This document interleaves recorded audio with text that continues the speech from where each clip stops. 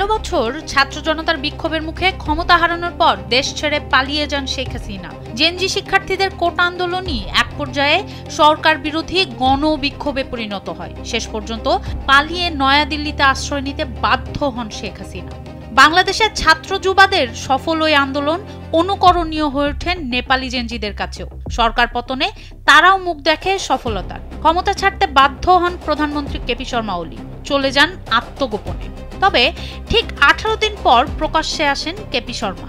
রাজনীতিতে নিজের অবস্থান জানিয়ে বলেন, পালাবো না। ভক্তপুরের গুন্ডুতে নিজ দলের যুব সংগঠনের অনুষ্ঠানে অগ্নিকণ্ঠে কেপি শর্মা দ্ব্যর্থহীনভাবে জানান, অন্তর্বর্তী সরকারের কাছে ক্ষমতা হস্তান্তর করলেও তিনি দেশ ছেড়ে পালাবেন না। বর্তমান অন্তর্বর্তী সরকারকে ভিত্তিহীন আখ্যা দিয়ে তিনি প্রশ্ন তোলেন, আপনারা মনে করেন আমরা এই ভিত্তিহীন সরকারের হাতে ক্ষমতা তুলে দিয়ে দেশ ছেড়ে পালিয়ে যাব? বরং কর্মীদের প্রতি তার আহ্বান, আমরাই এ দেশকে গড়ব, আমরা দেশকে আবারও সাংবিধানিক মূলধারায় নিয়ে আসব।